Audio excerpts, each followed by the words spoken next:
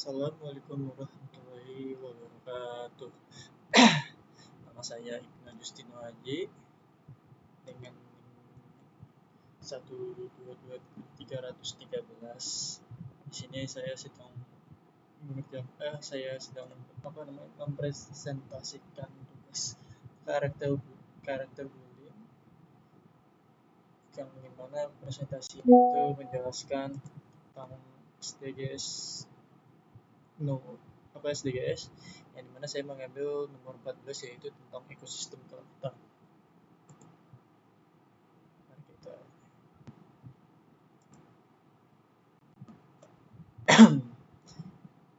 Mari kita mulai. Sebelum itu mari kita kenalan dulu sama apa itu SDG 14 ini. SDG 14 adalah bagian dari Sustainable Development Goals (SDGs) yang diterapkan oleh Perserikatan Bangsa-Bangsa atau disebut aja PBB. SDG 14 itu berjudul Life Below Water atau kehidupan bawah laut, yang bertujuan untuk melestarikan serta memanfaatkan sumber daya laut, samudra, dan ekosistem kelautan secara berkelanjutan. Lalu tujuan utama SDG 14 adalah yaitu menyelamatkan kehidupan bawah laut untuk mendukung keseimbangan ekosistem global yang mencegah kerusakan lingkungan dan memastikan keberlanjutan sumber daya laut bagi generasi yang mendatang. Itu tujuannya. Lalu kenapa laut sangat penting bagi kehidupan di bumi? Karena yang pertama itu di laut itu menyediakan lebih dari 50% oksigen dunia melalui proses fotosintesis oleh fitoplanktonnya atau dari makhluk-makhluk hidup yang di laut itu. Lalu yang kedua itu sebagai laut itu sumber protein utama bagi miliaran orang, terutama di negara berkembang, contohnya kayak Indonesia ya. Lalu yang ketiga yaitu mendukung keanekaragaman hayati dengan menjadi habitat bagi jutaan spesies. Ya kayak terumbu karangnya itu tuh jadi sarang-sarang pemaikan rumput laut, koral bawah laut. Lalu yang terakhir itu kontribusi ekonomi global. Nah, misalnya itu melalui industri perikanan dan pariwisata. Kayak pariwisata gitu kayak Raja Ampat, perikanannya itu industri perikanan itu kayak di Indo lobster lah sebut aja. Nah, lalu apa target utama SDG 14? Ini target yang pertamanya itu adalah target utamanya itu ialah mengurangi polusi laut, yang dimana mereka tuh fokus pada sampah plastik dan limbah.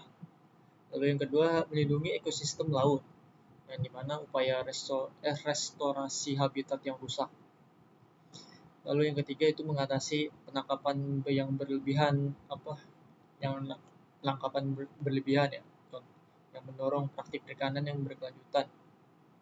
Ini yang mengatasi penangkapan yang berlebihan itu yang kayak yang nelayan-nelayannya itu dia nangkapnya itu pakai ikan harimau ya.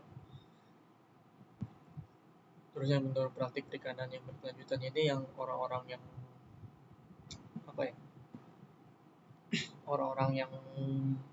kayak ternak gitu ikan kalau di laut ikan bawal ya tahu ikan tongkol lah, pokoknya ikan laut lah. Ini apa namanya kerang hijau kan di laut, banyak yang ternak bukan yang dari laut, bukan dari alam liar, biasanya ada yang ternakannya di Indonesia ya. Lalu yang keempat ini melindungi habitat laut, yang dimana menargetkan perlindungan 10% wilayah pesisir dan laut. Lalu yang terakhir ini mengurangi keasaman laut, yang dimana itu mengatasi dampak perubahan iklim. Nah, ini target utamanya SDG 14. Lalu tantangan dalam melindungi laut. Nah, jadi di tantangan SDG 14 ini yaitu pertama itu ada pasti polusi plastik, yang dimana sampah plastik yang mencemari laut, ya itu tantangannya. Lalu overfishing, penangkapan ikan yang berlebihan dan berlebihan yang mengganggu ekosistem, tadi itu ikan harimau. Dan Terus lalu ada pemanasan global yang meningkatkan suhu dan keasaman laut. Lalu yang terakhir kerusakan habitat, terumbu karang, mangrove, dan ekosistem pesisir terancam. Lalu solusi untuk ekosistem laut yang pertama itu adalah pengelolaan limbah yang dimana kita mengurangi sampah plastik dan mendaur ulang. Lalu yang kedua restorasi habitat yang dimana kita melakukan rehabilitasi terumbu karang dan mangrove. Nah, jadi kalau lu punya semen nganggur udah dikit gitu, lu bikin karang aja gitu, bikin apa sih namanya, bikin kayak genteng terus tumbangin ke laut, itu bisa jadi rumah ikan gitu. Sama plankton ntar bakal jadi rumah ikan. Terus perikanan berkelanjutan yang menggunakan alat tangkap ikan yang ramah lingkungan. Lalu ada mengurangi emisi karbon, yaitu mengadopsi energi terbarukan. Dan yang terakhir itu ada kesadaran publik yang mana kita harus edukasi masyarakat tentang pentingnya laut. Nah, di sini kita ada contoh kasusnya, contoh kasus berita SDG 14 ini yang dimana Kemenko Marves itu mengatakan bahwa kebocoran sampah plastik ke laut turun 41,68%. Nah, jadi dari beritanya ini diambil dari Antara News yang mana mengatakan Kemenko Marves menyebut terjadinya penurunan kebocoran sampah plastik ke laut yang mana sekitar 41,68% atau setara dengan berapa ya? 256.614 ton timbulan sampah sejak 2018.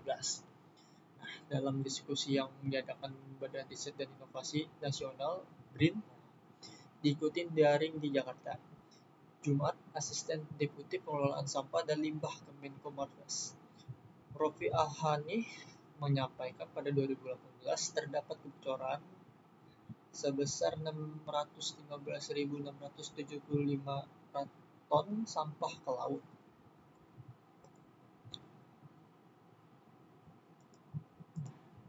Nah, lalu beliau mengatakan kita sampai akhir tahun kemarin itu bisa mengurangi sekitar 41,68% dari posisi 2018. Secara angka ini cukup lumayan, itu ujar Rofi. Lalu telah terjadi penurunan 256.614 ton dengan data olahan Tim Koordinasi Nasional Penanganan Sampah Laut menunjukkan jumlah kebocoran sampah plastik pada tahun 2023 mencapai 3.590,61 ton.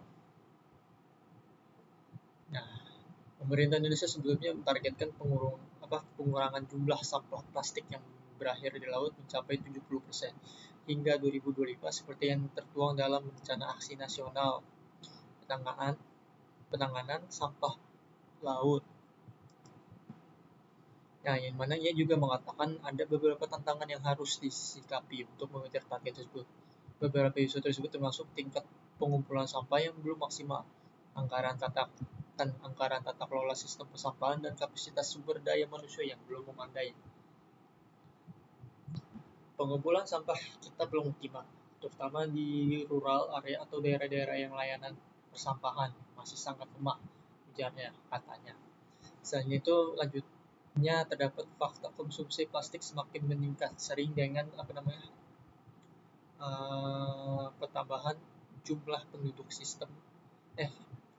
pertambahan jumlah penduduk. Lalu yang dimana sistem persampahan di pelabuhan dan objek wisata bahari belum optimal. Kesadaran masyarakat yang masih perlu ditingkatkan dan sistem pengelolaan data persampahan darat dan laut yang belum terintegrasi.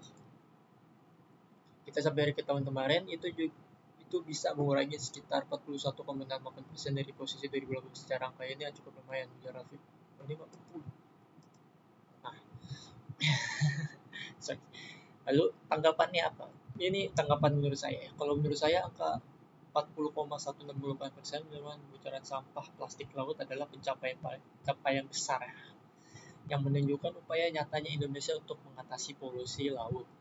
Namun angka ini juga menunjukkan bahwa kita tuh harus meningkatkan pengelolaan sampah dan sama kerjasamanya lintas sektor untuk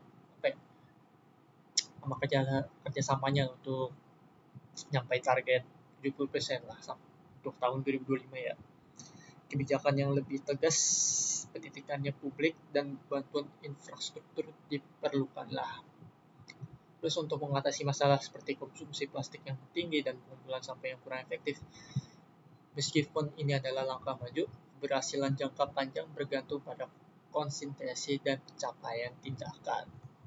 Jadi kita kalau mau ini terjadi 70% itu kita harus ada tindakannya lah.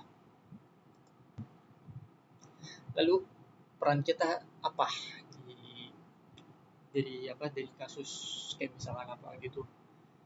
Nah, kita bisa mengurangi penggunaan plastik sekali pakai ya. Jadi kita jangan sering-sering plastik lah gitu, kayak belanja pakai plastik gitu, terus beli jajanan gorengan tuh sampah plastiknya dibuang sembarangan.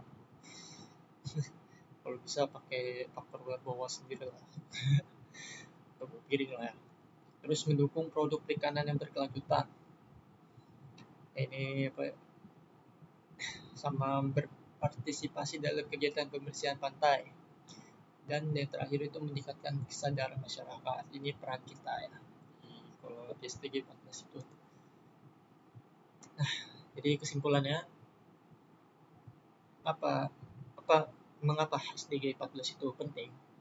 Yang pertama seperti yang dibahas sebelumnya, pertama itu laut adalah fondasi kehidupan bumi ya, dimana di laut itu penuh jenis-jenis keanekaragaman makhluk hidup lah ya, sampai yang dimana itu laut itu menyimpan 50% oksigen bumi. Itu sebabnya harus dijaga ya. Terus yang kedua itu tindakan yang kita ambil saat menentukan masa depan. Jadi kita harus ambil tindakan ya buat agar menentukan masa depan kita nanti. Dan yang terakhir, dengan bekerjasama kita dapat melindungi ekosistem laut untuk generasi mendatang. Nah, jadi inilah kesimpulannya mengapa SDG 14 itu penting untuk kita, terutama di Indonesia yang pulau-pulau ya, yang lautnya banyak, dikelilingi lautan. Nah, itu saja presentasi saya tentang SDG 14 yang mana ya gitu. Jadi terima kasih yang sudah mendengarkan ini.